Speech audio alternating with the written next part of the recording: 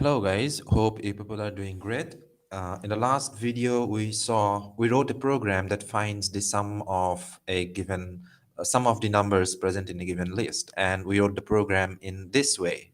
And we realized that writing the program in this way is a bit problematic for a programmer. So for example, here what am I doing is I'm finding the sum of this list, but here in this expression, I have written here all these terms explicitly. And we ended the video saying like we actually are interested in a better solution. Like, is there a way with the help of which we can write this statement or this expression in a more compact way? Okay, let's see now how we can achieve that thing. Say in the last as I said, no, in the last class what we did is, let's do a recap. Say we declared a list first. Say for example, a is the list, and then in the list we wanted to store some numbers there. Say for example 1 2 9 minus 2, and say for example 7. So these are the five numbers for that we want, that we with the, with which we created the list. So it means that in the RAM we have this list a, and in that list we created some five cells: 1 2 3 4 5. In the first cell, 1 2 9 minus 2 and 7, and these are the index number of the of the cell, of the cells, right? And then what we did is we declared a variable, say sum, and then there we wrote like a of 0 and a of 1, and like way up to a of uh, you know 4, like that. And then at the end we printed the sum, like print whatever the sum is. So this was no, this program is fine. I mean, this program gives you the right output. In that sense, this there is no problem with this program, right? However, if you see, we realize that writing these expression is problematic. Say for example, we have 1000 terms, 1000 numbers there in this list, and in that case writing the sum in this way is quite problematic. Now see, what is the best thing, or how we can actually write this expression in a compact way? That is our main question now. So if you see, writing the sum in this way is quite similar as writing the sum in this way. You should agree with that point. Okay, let's see. If I write now, instead of, if you do not want to write, if you do not want to find the sum in this way, what you can do is you can do something like this. So initially you started with the value of sum to be 0. That is, see, this is another way of doing the same thing I'm telling you.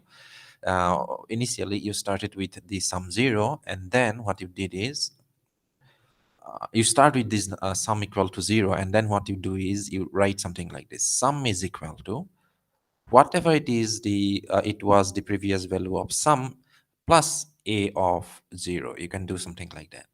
And then after doing this, you can write the next instruction in this way: sum is equal to whatever it was the previous value of sum plus a of 1. And similarly, as you can predict now, that you can write this same expression for all the cells present in the list. Say sum is equal to sum plus a of 3, and the last one now, sum is equal to sum plus a of 4. I mean, both these way, this is one way of doing the thing, and this is another way of doing the thing. But okay, let's see why this is true. Because you see, in the RAM you have this list here, right? In the RAM you have this list where you stored some number like 0 1 2 3 and 4, and you have some numbers there, right? So, and you also created, see here, this particular line is important now, that you created a container sum, and you initialize the value of that container to be 0. It means you also have a container in the sum in the RAM whose name is sum, and there you stored the number 0 initially, right? And let me copy these this list here: 1 2 9 minus 2 and say 7. And when you do that, like now see how the computer is going to execute this program. Like you write here sum equal to 0. It means it will create this container. It will initialize the value of that container to be 0. And then you have written here, you are instructing the computer like sum equal to sum plus a of 0. This is the first instruction which will be executed. What does that mean? What it is asking the computer to do is that first you evaluate, it will, the computer will first evaluate the right hand side of this expression, which is sum plus a of 0. It means what? What the computer will do is it will go to the memory, it will go to the RAM of the computer, and it will find what is the value of the container sum. The value of the container sum is 0, so it will bring that 0. Plus, it will go to the RAM and it will find what is the value of the container a of 0. This is the main container A, and this is the cell number 0. So in A of 0, it will find a 1. It will bring that 1. And what you are asking the computer to do is you are asking the computer like add them up and you store the result like 0 plus 1 is 1. This is your result. Where you are asking the computer to store this result, you are asking the computer to store this result back in the variable sum. It means what? You are asking the computer to basically override this value 0 and restore it with a new value 1. Done. Now, as soon as this instruction is carried out by the computer, immediately the state of your RAM will change to this one. Like now in your RAM, whatever the container sum was, in that container instead of a 0, the computer will store a 1 there, right? This instruction is over. Now this is the picture of your RAM. Now the computer will go and it will execute the next instruction, sum equal to sum plus a of 1.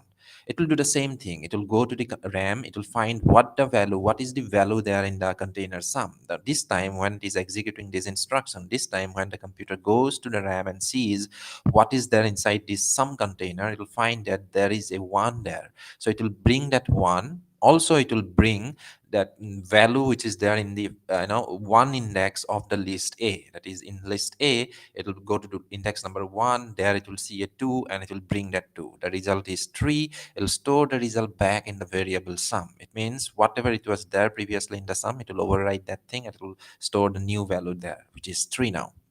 So that way, if you follow this instruction, will when the computer executes this instruction, it will also do the same thing. It goes to the sum, gets the value which is 3, goes to the list and gets the value which is there at index 2, which is 9, and the result is 12. These 12 it will store back in the variable sum. It means it will override this 3 and will store a 12 there. And then for this instruction, the same thing will happen. Go to the sum, which is 12, and retrieve the value of a of 3, which is minus 2. So after that, the result is 10. Store it back to the variable sum. And the last one, like sum equal to, get the value of sum, which is 10, plus a of 4, which is 7, which is 17. The result is 17, stored back in the variable sum here. Sorry, 17. And then this is the, like here, suppose you are printing now the value of sum on the screen, print sum. So as a result, if this is your output screen, then you will be seeing, like you are asking the computer to print the value of sum here. At this point, when the computer is executing this instruction, it means that all these statements where all these instructions were carried out. It means at this point of time, when the computer goes to the RAM and checks what is the value there in the variable sum, it will see a 17. So as a result, it will pass that 17 to this print function, which again in turn will display you that number 17 on the screen as an output. Till now, I guess things are clear. Now you might be thinking, sir, okay, what benefit writing the expression in this way gives us over writing the expression in this way? If you see, it doesn't give you any benefit when you write the instructions in this way. In fact, it is less effective because you are actually asking the computer to evaluate multiple number of instructions. Here the computer has to evaluate only one instruction, where in this case the computer has to execute 1, 2, 3, 4, 5 instructions, right? So that way, in that sense, it is not beneficial actually. However, why did I write these instructions in this way? Because you see, you might see now a pattern there, like in all these 5 instructions. You see these 5 instructions, if you see, you will find a pattern. All these 5 instructions look something like this. That sum equal to, in all of them you will see that you are actually executing sum equal to sum plus, up to this point everything is same in all these 5 instructions, plus a up to this point also everything is same, everything is same in this expression what I wrote, everything is same for all, true for all these five instructions, except this number is changing. In the first time when you are executing this instruction, that is in the first instruction you have written there a 0, in the second one I wrote there a 1, and then the third one I wrote a 2, and all. That is, here in this place I'm writing a number which varies like from one instruction to other instruction. Other than that number, everything is same. So what I can, in general, I can write is that I can write like sum equal to sum of a of I, where this I changes from 2, not 2 here, I changes from 0 to n minus 1, right? Where again n is the number of elements or numbers in the list A, right? So it means what? Like in list A, we have right now 5 elements. So these I will change from 0 to 4. That is quite true, isn't it? So it means what? See, this is the, like sort of the compact form of all these instructions. You can think like this is the formula and this is the rolled out version of the formula. Like, uh, uh, and as if you are writing the formula for each possible input values, right? Now see, if it is the case, like here, this compact formula, when you see this thing, see this in a pattern here, what you realize that this thing is quite doable in programming language. You already learned like things, how you actually do such things in Python programming language. Now immediately the concept of loop should knock in your mind, like, okay, a loop is quite helpful actually in this case, because you see that these from 0 to n minus 1, this value, the value of this variable or the value of this number is changing from 0 to n minus 1 over a range, and you already did that thing quite times, like when you actually practiced with this while loop. So how you can actually achieve that thing? So what you can do is you can certainly make use of a loop here. That your intuition is quite right in this case. So what you can do is, initially you need a loop variable, so you can initialize it to be 0, say, because you want your loop to start at 0, and then you write the actual loop, like say for example, while the value of I is less than, now what number you are going to write here? See, I wrote here like n minus 1, where n is the length of the, or the number of elements present in the list. So for the time being, let this number be hard coded. Like say, we know already that there are 5 numbers. So I'll be writing here I is less than 5. I'll come to this point, like how we can actually, instead of writing a 5 there, in general, how we can find the number of elements there in a list. Okay, but for the time being, let me write there a 5 and continue. So as long as the value of this variable I is less than 5, what we want to do is we want to execute this instruction, like say sum equal to sum plus a of I. And then after executing this instruction, certainly we want to increase the value of I by 1 so that we move to the next number. Do not remind me writing that semicolon, okay? I just write it. See, in Python, there is no use of semicolon, so uh, just ignore if you see that somewhere. Sum equal to sum plus a of I equal to I plus 1. This is the while loop. This is the body of the while loop. That this is how we want to write the body of the while loop. Now once that body is done, obviously the control will go back to this point as long as the value of I is less than 5, and then at the end it will go out of the loop. So here what we want to do is we want to print the value of sum to be, not we want to print the value of sum. So what we can do is we can simply write like print the value of sum. So with no quotation is needed, you just write here print, within the bracket you write the name of the variable that you want to print. So print, I want to see the value of the variable sum, so I'll be writing print sum. Now let's see whether this program works or not. Okay, like suppose I say you that this is the program that I wrote, and and you just, I'm asking you whether this program is right or wrong. So you think for a moment, okay? Now you should realize that, okay, although this program looks right, but there is a problem with this program right now, right? What is the problem? where is the problem? See here, if you try to trace the program in your mind, then you'll realize that okay, I equal to 0 is quite fine, I is less than 5, that is also fine. It gets inside the body of the loop, and there you are writing sum equal to sum plus a of I. What you are asking the computer to do here, like you are asking the computer, you go to the RAM and find the value of the variable sum, like in your RAM. Suppose this is your RAM. When you execute this program, this is your RAM, and then here you are writing I equals to 0. So you are creating a container I where you have stored 0, and then you are asking at this point, go and get the value of the container sum. So in the RAM, since you do not have any container whose name is sum, this statement is going to create problem, right? And you know how to fix that problem. The problem here is due to the non-availability of this container in the RAM at this point of time, right? So what you do is, before actually executing the statement, you make sure that this some container is there in the RAM.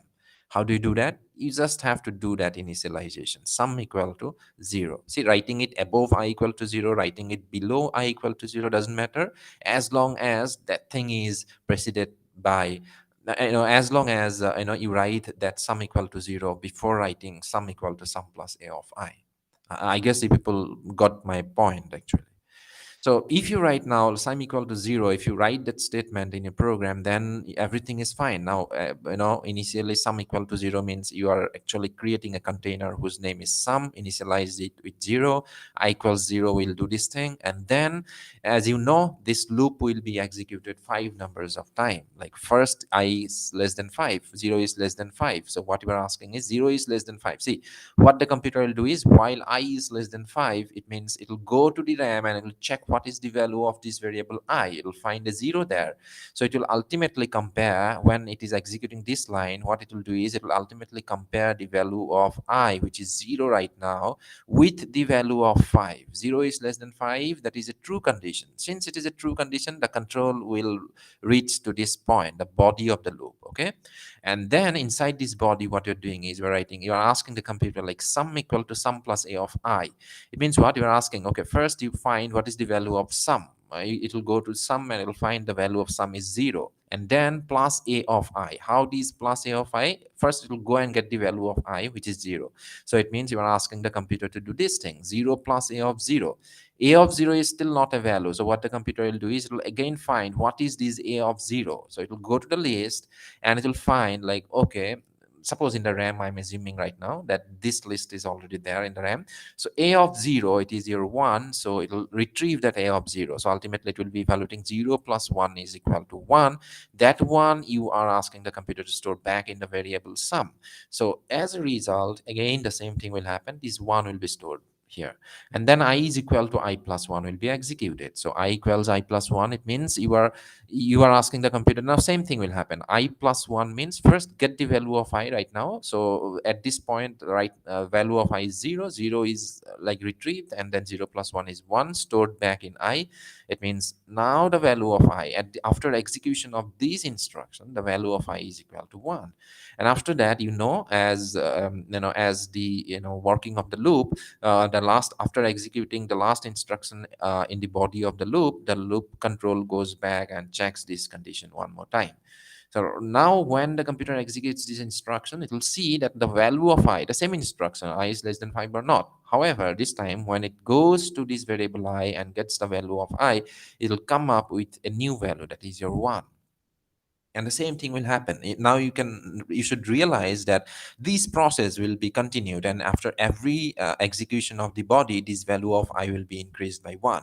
So as a result, you can conclude that when the every time, since you are increasing the value of I by 1, at some point of time this value of I will become 5, and that time the loop will go out of the control will go out of the loop, and after that it will print this sum on the screen, like print sum. At that time, whatever it is the value of this variable sum, that will be printed on the screen.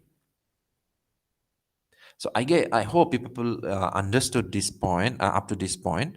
So everything is clear now except this 5, like how we can actually see here. Suppose this program is fine, but okay, but we'll we'll discuss that point when we actually write the program, which we are going to do right now. Okay, let's improve this program. Like we now learned how we can actually get rid of this problem, like get rid of writing every term in this sum equation explicitly. So how we can achieve that? So we can write it in this way. So like write it from the beginning. I say let that part be there, and we just write again from here. So initially, we need a variable to keep track of the loop variable basically. Okay, I equals 0, and then what we need is we also need a variable that will keep track of the current value of the sum container. And after that, we need to use a loop, like while the value of the value is, as long as the value of the value of the variable I is less than hard coded 5, because we know here that number of elements present there in this list is 5, and we want to continue for the time being in that way. So as long as the value of I is less than 5, what we want to do is we want to change the value of sum in each iteration by, we want to replace the value of sum by adding whatever it was there previously in the variable sum. With that, we want to add the content of the value which is there at the current index, which is represented by I, right? And after doing that, we also want to instruct the computer that once you do with this, once you are done with this current index, you increase your index variable by 1, so that in the next iteration, you actually deal with the next element present in the list. Okay, once we do that way, now that much only that we want our computer to do when it gets inside the body of the loop. Once the loop is over, what we want to see now, what is there in the variable sum. Okay, let's see it just by printing it on the screen. Now this time also, when you print, just to make it more readable, I'm just adding one extra line there. Now when you print this sum, you should see that both these two sums should be same. Like this is one way of finding this sum, sum of all the numbers present in a list, and this is another way of finding the sum of all the numbers present in a list, and both of them should give you the same output. Yeah, both of them are giving you the same output. So it is done. Most of the things are done. Only problem that is left is this 5. Because you see, if our list contains, there are two problems actually. Okay, let me first deal with this problem. If your list contains more than 5 numbers, like say for example, 12 and then 34, 45, I just added some numbers there, randomly. I'm not counting actually how many numbers are there. So this time I have to change this number here also. So to do that, if I go with this hard-coded way, in that case, what I have to do is I first, as a programmer, I have to manually count how many numbers are there. Okay, if the numbers are like this much only, I can count them. But suppose I duplicate them just to make it more difficult, like how we can actually count them. Now here, counting those numbers, like how many exactly are there in this list, is a tedious job. I mean, I have to be very careful because see, I cannot miss by one also. Like instead of writing, suppose there are 15 elements, and instead of 15, I write there like say 16, or I write there 14. Then also I'm not going to get the right output, right? So so to know, the problem there is that we are actually writing this hard coded number here. But is there a way that is there a shortcut that can actually that can actually give us the number of elements there in a list immediately? Yes, there's a way. Fortunately, you can see, in Python, if you want to know, like, suppose you have a collection, say you have a list, and you want to know how many elements are there in the list, then what you can do is you can make use of a function which is called as the length of a function. Okay, that is what you can do is, suppose this is your list A, and you want to know how many elements are there. So there is an inbuilt function there in Python which is called as len function, len. See here, as soon as I write here len, within the bracket it is an object. I mean, you can write here an object. So for the time being, you can write here a list, and it will return the number of items in that container. See, in this list, how many items are there, it will return you that thing. Okay, so for example, if I write here len of a, it means what? It will return you, it will tell you the output of, or the value of this expression will be as many numbers are there in this particular list. Okay, now let's say we are finding the number of length, a number of elements present there in that list, and we have stored it in a variable, say n. and we want to see it on the screen. So instead of printing it this list A, I want to print say n. So let's see how many elements are there in the list. So this first print statement, this one will print 26. If you're not sure, then what you can do is you convert that n to string so that we can concatenate, I know, this with a message. So for example, these numbers, these many, like 20 numbers are there. See. And then what we do is we execute. The 26 numbers are there in the list. Okay. Now, why did I write it in this way? Because see, this plus symbol, as you know, most probably, that plus symbol is a string concatenation. So we want to concatenate, and you know that this part is already a string. So we want to concatenate a string. So other part also should be a string of this plus symbol. So since n you have stored a number there, so by default Python will consider that thing as an integer. You see, as soon as I keep my mouse cursor here, you can see that the type of integer Python at this point in the program, this n is actually interpreted as a number. So for the reason, what I'm doing is just to concatenate with a string. So I'm writing here, I'm converting that number to a string by calling this function str. Okay, anyhow, point here is that this length function, so if you want to know how many elements are there in a list, so what you can do is you can make use of this length function, as you have seen here. So so len of a will return you, or it will tell you what is, how many elements are there in the list, and that result you have stored in a variable n. Now you see, we can use this n now. Instead of writing here this 5, what we can do is you can write here an n. So if there are 5 elements, then this loop will be executed for 5 times. If there are 2 elements, this loop will be executed for 2 times, like that. So for example, I make it short so that we can easily detect the output, whether it's right or wrong. Say in this list, I have written here n. So if I execute this program, it will give me here, you are going to get an error, certainly, because there are now not 4 elements there. Like this is an invalid index, this is an invalid index, this is an invalid index, right? So certainly this is not going to work. So what I'm doing is, what I'll do is I'll put, say, um, not this one. I'll delete those 2 lines for the time being. Say, now this is our main program, and I'll concentrate on this part. Execute the program, and see, immediately it says like 2 numbers are there and 3 is the sum of the numbers. So instead of writing it in this way, you just write that sum is equal to this plus sum, but sum is the computer, no, since you have stored a number there, so you cannot concatenate a number with a string. So if you want to do that, first thing that you have to do is you have to convert that number to a string just by calling the string function. And so let's execute the program and see, 2 numbers are there and sum is equal to 3, and sum is equal to 3. If I increase now the number of numbers to be like anything, I mean, I don't count them even, I'm just writing some numbers there. Okay, and then this, I don't know how many numbers are there. Let's execute the program and see, 12 numbers are there and the sum is 199. You can count them, you can add them up, you should get 199. However, we can count like 1, 2, 3, 4, 5, 6, 7, 8, 9, 10, 11, and 12. There are 12 numbers there. Okay, that much only in this video. I hope people enjoyed and people learned how you can make use of make use of a list in Python programming language. In the next video, we will see some more examples. We'll see some example problems with, and also that we can to be more comfortable with list. Okay, so till then, have a nice day.